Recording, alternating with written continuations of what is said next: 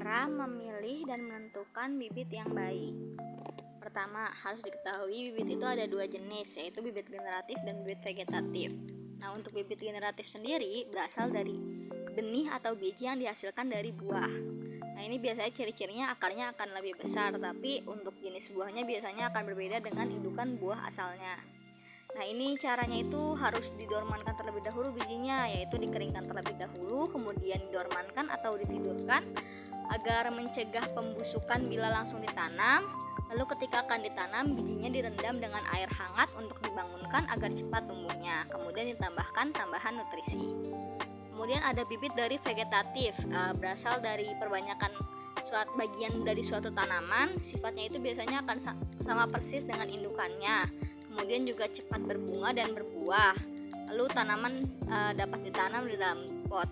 Ciri tanaman yang baik untuk vegetatif ini umurnya itu harus yang udah standar, kemudian buahnya lebat dan juga bebas hama.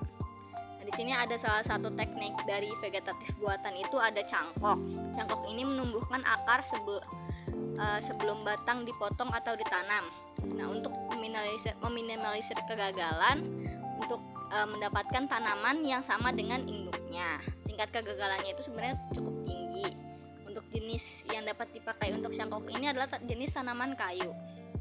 Tahapannya itu pertama memilih batang yang tepat, bagus dan berkualitas. Cabang batangnya itu coklat muda, kayunya tebal, lurus dan lebat. Diameternya itu 2 cm.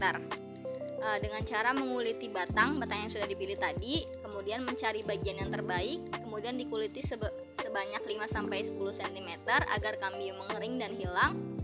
Lalu siapkan campuran air dan tanah dengan kondisi humus yang baik agar akar dapat menembus media tanam. Kemudian komposisi media cangkok yang tepat, tidak terlalu cair atau padat. Lalu tempelkan media cangkok tadi yang sudah disiapkan, yaitu air dan tanah, pada bagian batang yang sudah dikerok secara melingkar, ditutup semua. Bungkus media dengan plastik dan diikat dengan tali. Dilakukan pada saat awal musim hujan. Jika dilakukannya musim kemarau itu dibolongin dan disiram air secukupnya dan perlahan. Bila sudah terlihat tumbuh akar, pindahkan ke media tanam yang baru. Biasanya ini prosesnya sebanyak 3-4 bulanan untuk proses cangkok ini. Kira-kira seperti itu. Terima kasih.